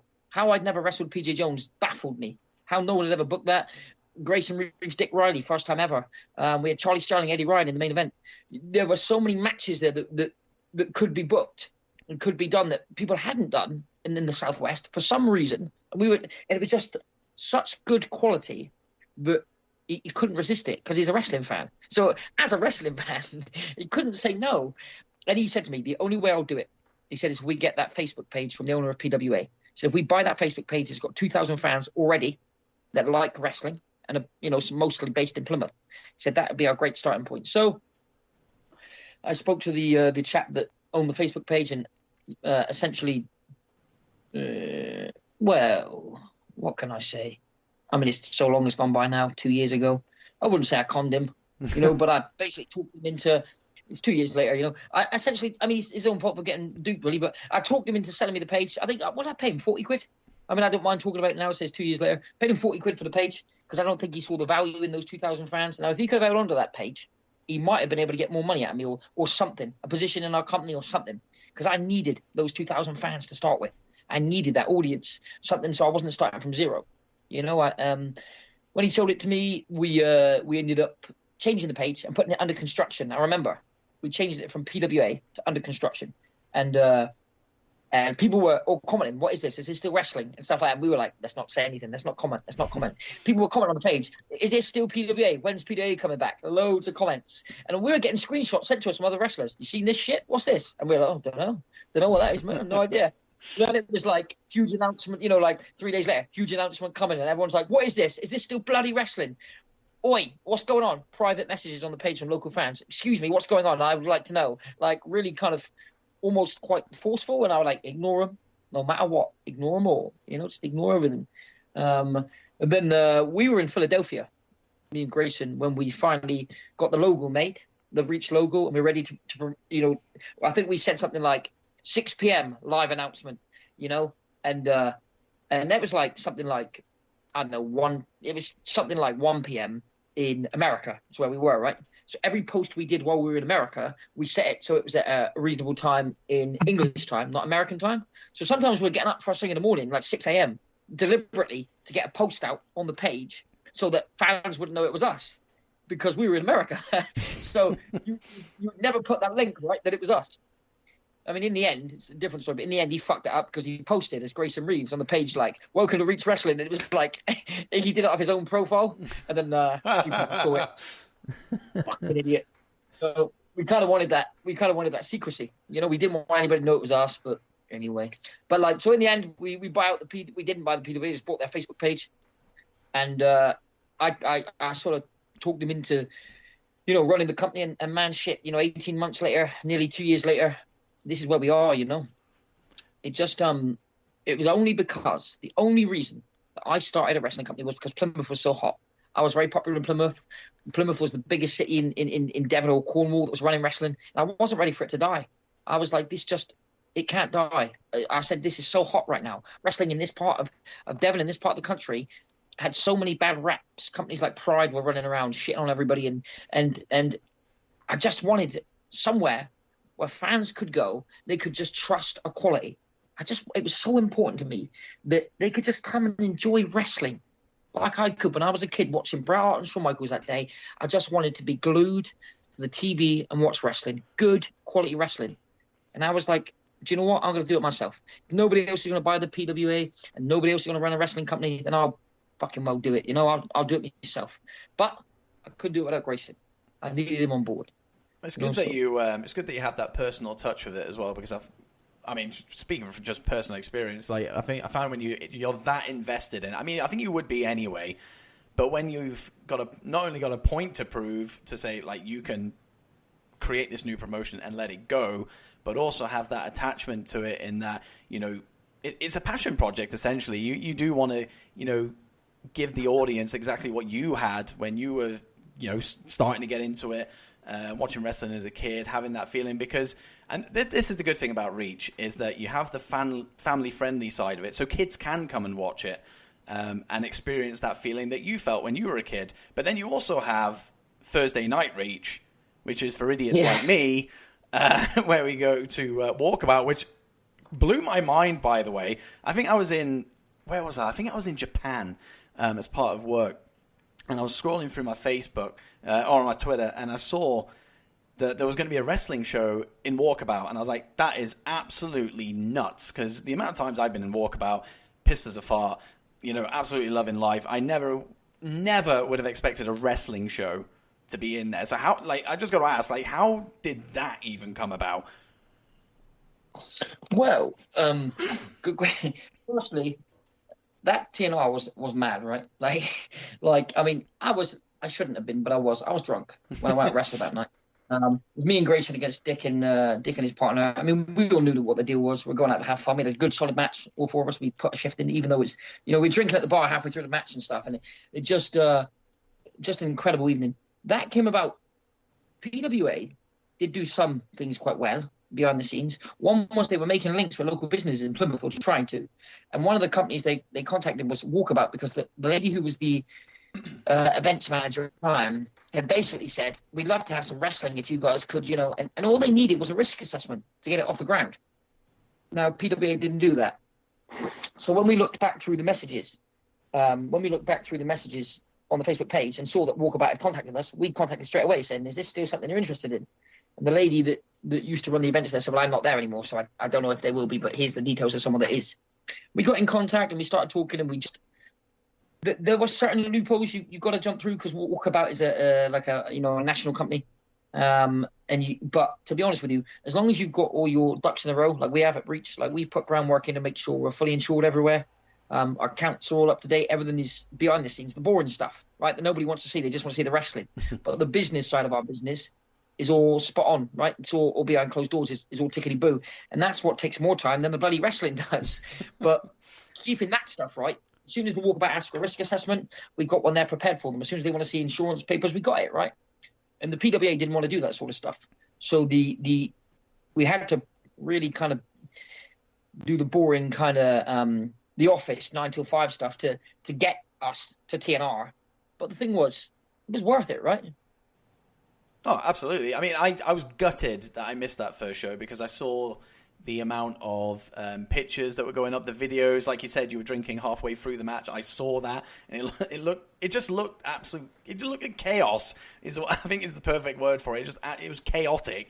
I was gutted to have missed it, and then I missed your second TNR as well, because I was working. So work had seen me off twice when it comes to it. So my question to you, is there a third one coming along? That's a very good question. And we did a live video last night talking about what we got coming up, and the truth is we can be pretty open with it. We want another one because a lot of people are interested and they like the TNRs. The last one we did, we drew 130 people, but which isn't world beaten. It's not bad. We were against, it was middle of August when there were no students there in Plymouth, and it was against the British Firework Championships down the road. So to still draw kind of, something was pretty cool. But the new layout and the Walkabout and stuff was a little bit different too. It didn't feel as personal as the first time around. And not only that, it's Thursday nights, and we're just at a point where it's called Thursday Night Reach, right? And it's banging. But we just feel like if we could have Friday Night Reach, everybody doesn't have to take a Friday off work then. You know what I mean? Or or Saturday Night Reach or something like that. We'd probably be more inclined. because although it's got a great name with TNR, it's not going to kill it to call it FNR or SNR. Do you know what I mean? And it's just, I think the idea is that if we go there again, so this is kind of an exclusive, I guess, really, because people have asked me this many times. We've been asked this question many times, and this is me giving you the honest as we're prepared to be, and as much info as I'm prepared to give at this stage. It really is just that we kind of want it on a Friday or Saturday, or we don't want to do another one because we want it so everybody can. It's a party. It's an 18+ show, and we want you to be able to party. And I know a lot of people got reservations because they're driving when they're coming to the show, or they got work the next day. And we don't want to. If we're running an 18+, it needs to be the kind of night where everybody can get involved, man. It needs to be that. Let your hair down and tell the wrestlers to fuck off if you want to, and get involved. And, you know what I mean? That's what you want to do. You want to come out and party. Come out and fucking party. It can't just be, it's a party, but not really. It can't. It's got to have that. I want it to be as accessible to as many people in the Reach Army as we can, right? I want them all to be able to, to be able to get involved. And a lot of people, as great as it was, just Thursday night isn't the best night for something like that. That's really all it is. So will there be a TNR? Shorthand answer is probably yes, but longhand answer is that it would need to be under different terms. But it's something we can talk about as time goes by. We'll discuss that, and I can assure you, if it happens, you'll know because we'll make sure it's out there. We'll all be out there. Well, I hope that does work out for you. I mean, from a selfish point of view, to be fair, because Fridays I'm always at work, so I'm usually not in a position to go and get absolutely messed up the night before. But if it is, of course, like you said, if it is on a Friday or a Saturday night, then most people do not work on weekends for the most part. So I'd be there. I'd be all over that. And this is it, right? I mean, and that's exactly the answer. That's proven my point, right? I mean, I'm saying I want everybody to be able to come and say, I mean, how many times can you finish work on a Friday and when someone says, what are you up to? I'm popping down the pub to go see a live wrestling show. I mean, that doesn't happen very often. It's quite a rarity. And we're trying to give that sort of that option to people, and like, I think that's just something we want. Like, just hearing you say, you'd be there if it's a Friday, that's the kind of thing that a lot of people are saying. I wanted to come along, man, but I missed them because I couldn't make it because of work. And that's not quite what I'm looking for, And it's good for the promotion as well, because, I mean, I love the setup with, where you are with the creative arts school. Because I always compare to what it was when I saw it at PWA and to what you guys have done with it. Like, PWA, I remember, you had the double doors, and they just walked out the double doors. There was no entrance or anything like that.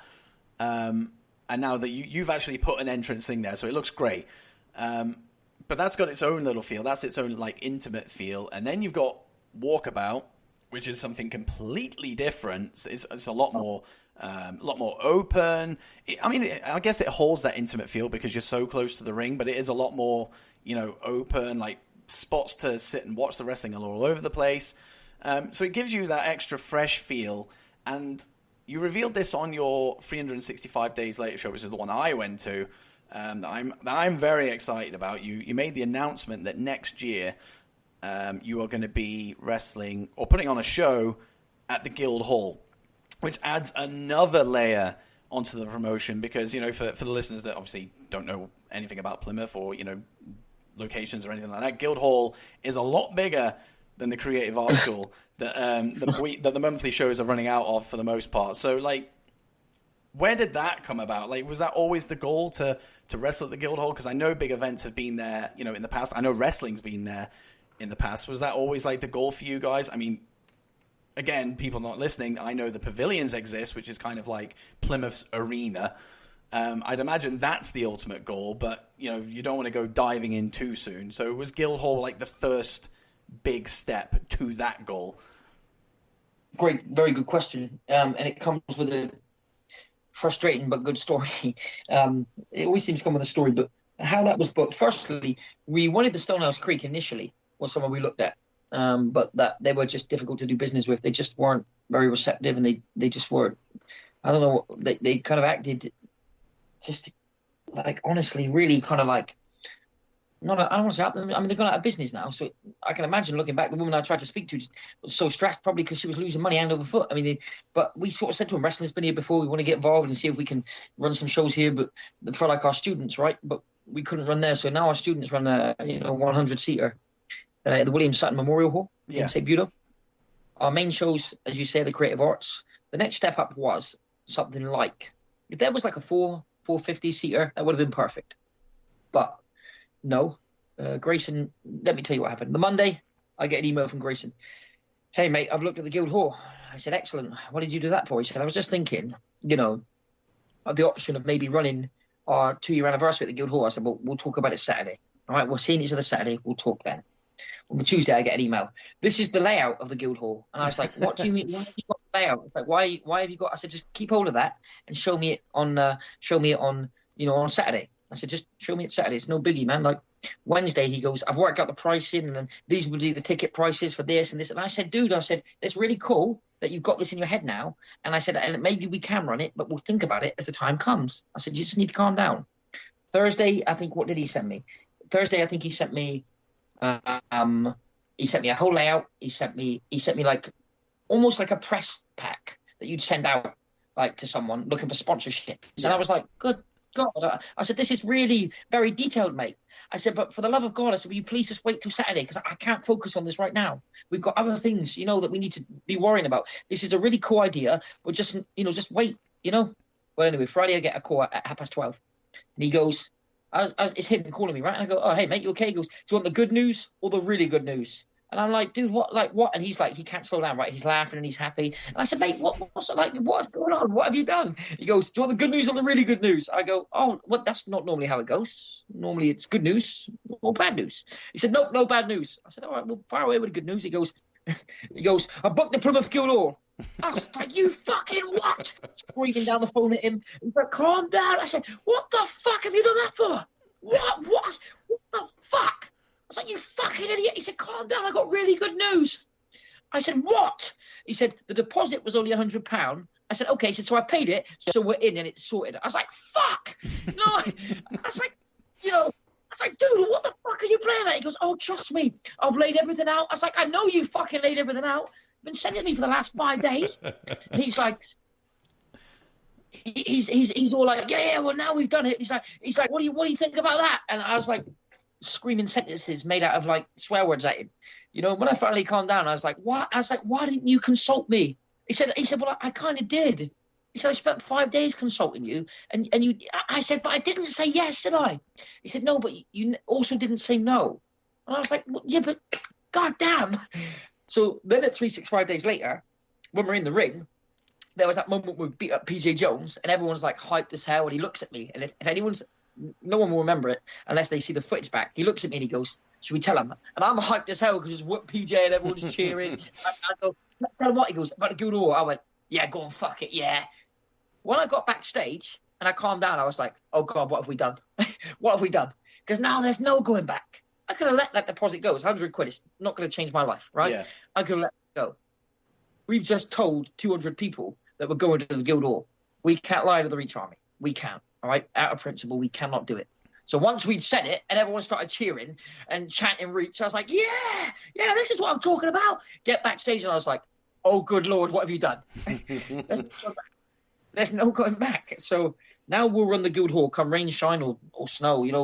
It will take the plague to stop us now. So the goal is 736 seats to sell it out. That's the plan. And we've got, structure and stuff in place to make sure that we get the right advertising, and we're going to link up with as many sports teams and local businesses as we can. And the goal is to fill it.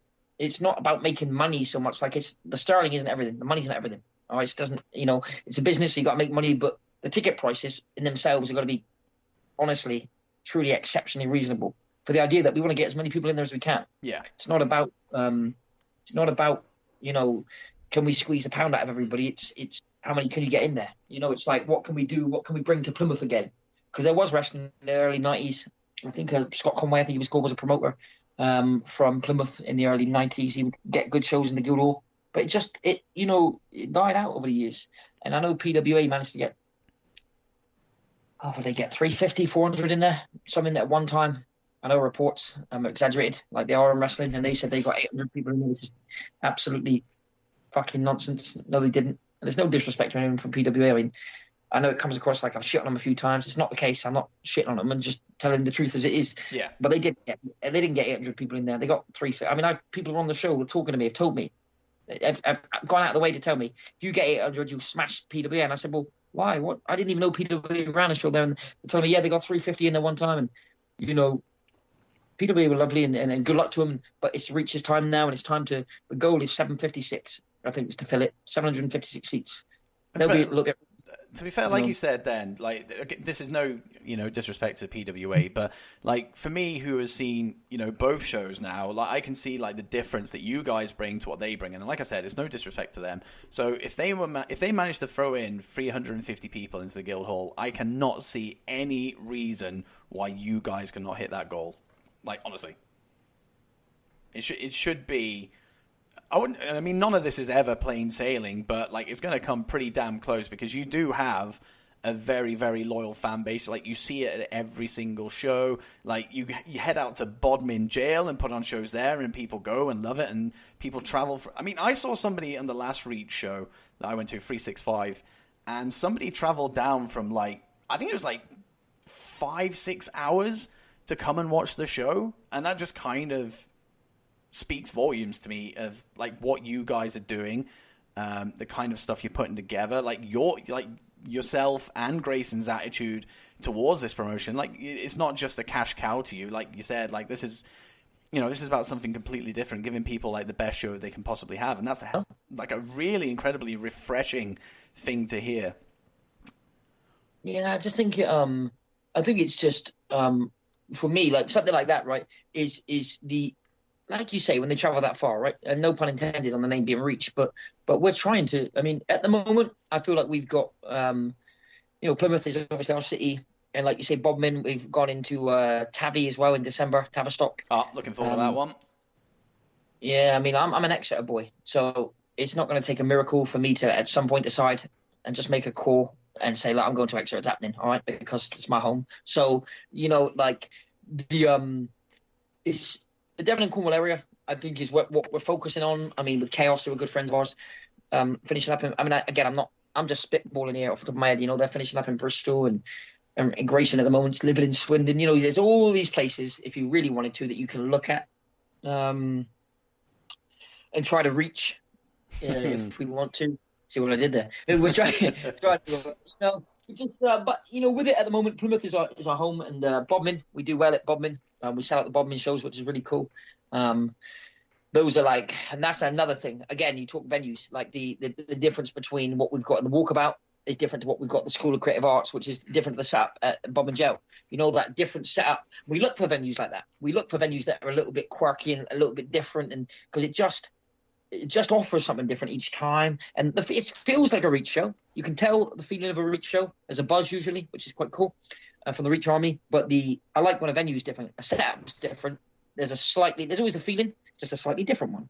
When the venue is different, which is nice. I like those kind of quirky looking venues. Yeah, and again, like it kind of offers up that intimate feeling, or creative arts intimate feeling. I remember seeing a picture of the Bodmin show. That's a little bit more open. It looks actually really, really good. It looks like for a jail.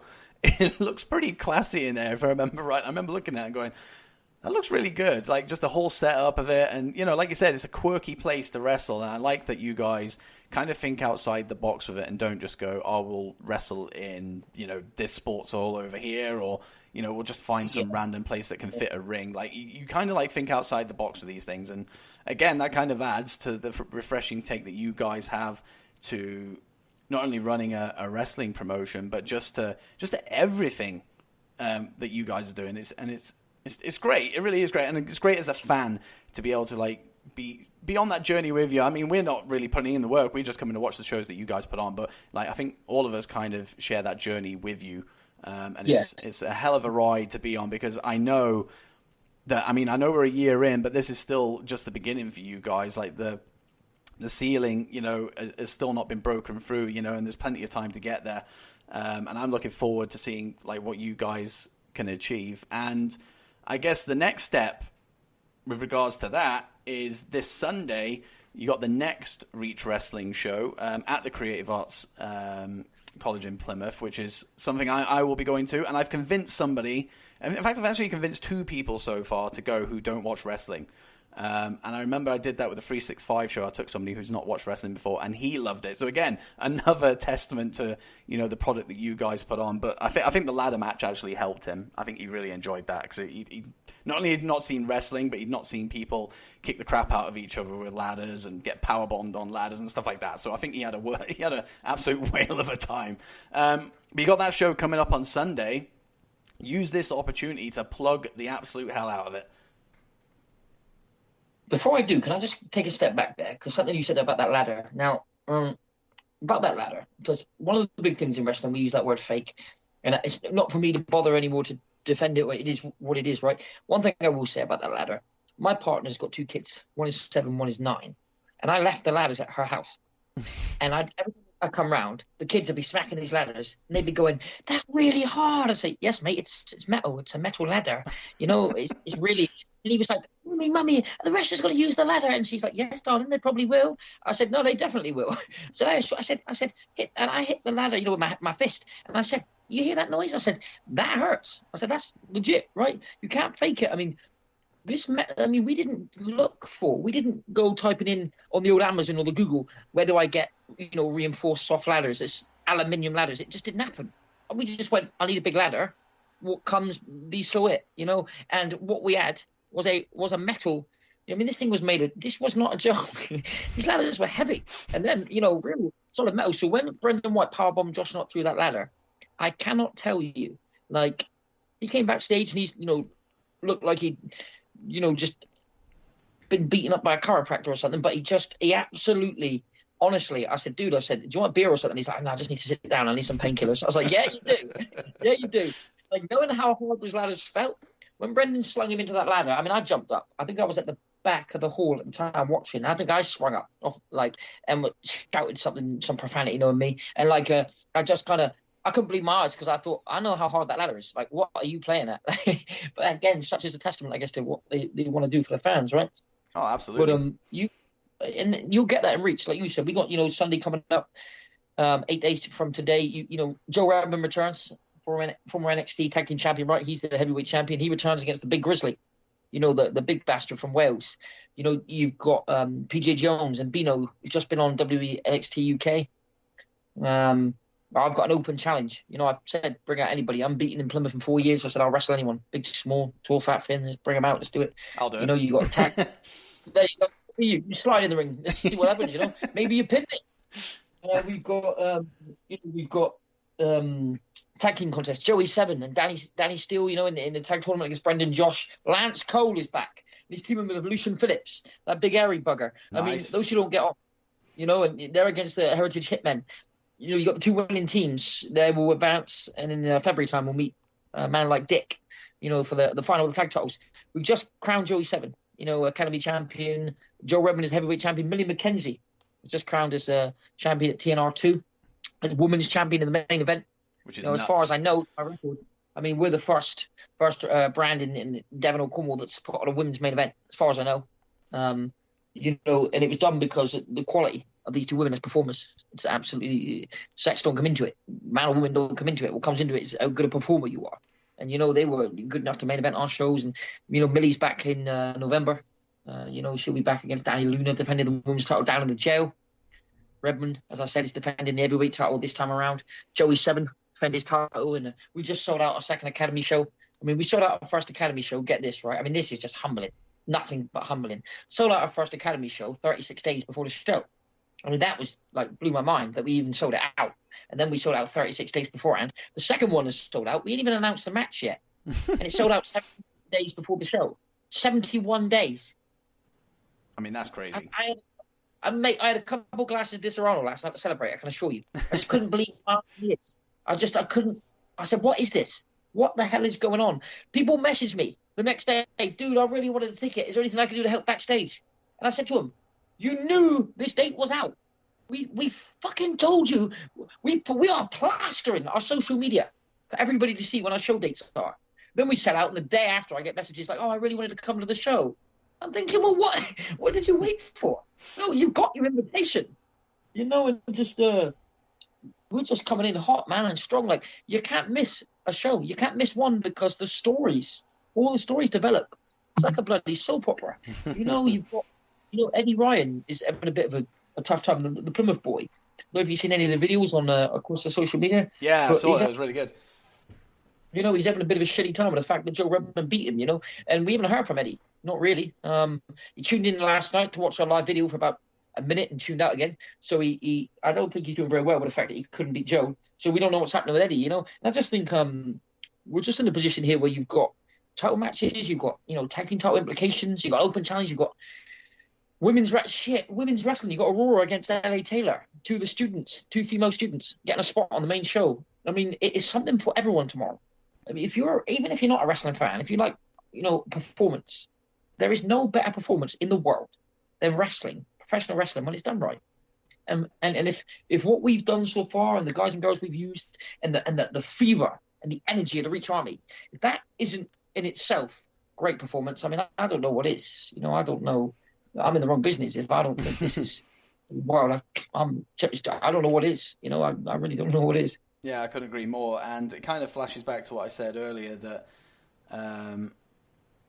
this is something that you guys have gone in, like you've jumped in at the deep end with it and you're smashing it. And this is just the beginning. So you've got so much more to come, but this is the level you're at. So I hope that if there's anybody listening to this, there's still 3 days to go to the show. If you can still get tickets, by all means, do try, because it's going to be a hell of a show, and that is par for the course when it comes to Reach. But it's been an absolute pleasure having you on, Jason. It really has. Maybe get you on again in the future. Drag Grayson along as well. So I'll probably just sit back and just listen to you guys go back and forth with each other. I'm more than happy to do that. But no, it has been an absolute pleasure. You guys, you coming on, talking everything about yourself and Reach Wrestling. I really look forward to the show on Sunday. Social media wise, before you head off, if you want to plug your own social media accounts where people can find you on socials. Absolutely. So firstly, please do check me out on Twitter, because I'm something like, what is it? I'll just check my Twitter right now just to make sure I'm 13 likes away, 13 followers, I guess, away from getting the coveted 250. So if you do hear this, please just listen. You can unfollow me when I make 250 if you really want to. But if I can just beat this guy, it's going to mean more to me it's going to mean as much to me as selling out the Guildhall if I can beat this guy. And I'm at King Jason ETG. That's ETG, Embrace the Grind. So King Jason ETG, give me a follow. I'm on Facebook as Jason King, and the Reach Wrestling page and the Reach Academy page, both on Facebook, and check us out on Instagram and Twitter as Reach Wrestling. Everything will be at Reach Wrestling. You can't miss us. We're the one that posts all the stuff about the upcoming shows and the sweaty men, and that'll be us. Like you can't miss us, man. Once you see that symbol Reach, you know that's us. But yeah, check me out on Twitter. That's the main one, really, because I'm trying to get the Twitter to 250. I mean, honestly, like I'd almost buy you all a beer just to get to 250, just so I can beat this. It means that much to me. That's an expensive round. It's worth it. See that little shit? Just to say to him, if everybody unfollowed me now, deleted my Twitter afterwards, it wouldn't matter. Just to win is that important. Well, I hope you get there. But then I don't know how far away he is, but I know he's a lot further than you, so it looks like you've got it in the bag. But maybe if you come on again in the future, we'll find out who won. That's fair. Yeah. But no, it's been an absolute pleasure, Jason. Thank you very much for coming on. No worries, my friend. You take care. Thanks for having me. And there we go. That was Jason King of Reach Wrestling. Very, very fun chat. Very insightful. Looking at, kind of behind the scenes of Reach Wrestling. It's from a personal point of view. It's been really cool diving into that. And I hope it's been interesting for all of you listeners as well. This is the goal to, get people like Jason on, like Adam Maxted, the other week, Drew McIntyre before that, just people who are, involved within wrestling, because it just interests me, people in wrestling, like, it's stuff that I would love to do, but I just, would never be able to get around to it. I wouldn't be able to ever wrestle. I'm not saying I wouldn't ever be able to. Of course, I've got the options. Reach Academy is here in Plymouth, so I could go if I wanted to. But the nature of my job, family, all that kind of stuff. And, actually getting into the business itself, whether it be, the media side of it or, whatever. Not easy stuff to do. But it's for that reason that I'm always so in awe of people, who are able, to get themselves involved in it and succeed at it as well, of course. So that's the plan. That is the plan from now on. Get as many interviews as I can with personalities within the wrestling industry. It doesn't matter who they are: commentators, wrestlers, referees, ring announcers, promoters, whatever. It doesn't really matter to me. Everybody has a different story. And that's what I kind of want these to be. I just kind of want to start at the beginning and just kind of go from there. Next week we've got another interview on Leo London. He'll be on the show, so looking forward to that. All the way from Canada, so looking forward to that. He was supposed to actually be on last week. Here's a little peek behind the curtain. He's supposed to be on last week. In fact, actually, I think I mentioned it last week because of time zones and stuff. I muddled that one up. That was me. But we are recording. In fact, actually, I think we would have recorded by the time this drops. So next week we will have Leo London on the show. Looking forward to that one as well. But that is it, really, guys. I feel lost having not done SmackDown. I really do. The show doesn't feel complete without Raw and SmackDown highlights. I was going to substitute, SmackDown for one of the other. Many shows that are going on this week, Impact or, one of the NXTs, but then, it would have released a little bit later. I don't really want to muddle with the schedule just yet. This has been a Thursday release for, the last 2-3 months now, so I want to keep it that way. Just because WWE changes doesn't mean I have to change, apart from Power Rankings. But that's by the by. So, yeah, I did think about it, but I have to watch these shows. To be able to actually go through and do highlights of them. So I haven't watched Impact, haven't watched NXT's. I'm a pretty shoddy wrestling fan at the moment. So much content this week, and I haven't watched any of it apart from Raw. So hey, that's where I am. But I will be watching SmackDown on Friday night, the debut on Fox, and I will be watching Hell in a Cell, and I will be live tweeting both of those shows as well. So good times. Good times ahead. Great time to be a wrestling fan. Of course it is. But that is all we have time for today. Really, really fun show. Despite SmackDown not being here, we had the rankings. Jason King was on Raw. The new look and all that good stuff. But we can always top it. So next week we have Leo London on. It's going to be a great show. But that is it today. You can find me on Apple Podcasts, Spotify, Stitcher, Spreaker as part of the SLTV Podcast Network, and I'm doing some bits with my YouTube now. Dits on YouTube is my new channel over there, so go and check that out. I'm incorporating wrestling content with my gaming content, so I fused the two together to come up with Dits on YouTube. Simple. Don't need to say any more than that. But do go and check all of that good stuff out. There's plenty of past interviews, that I'm going to be putting up on YouTube as well. And yeah, it's a good time to follow Dits. But thank you very, very much for listening. It's been a lot of fun, and I will see you on the next episode of the DOW Pod. Ciao, ciao, peeps. Ciao, ciao.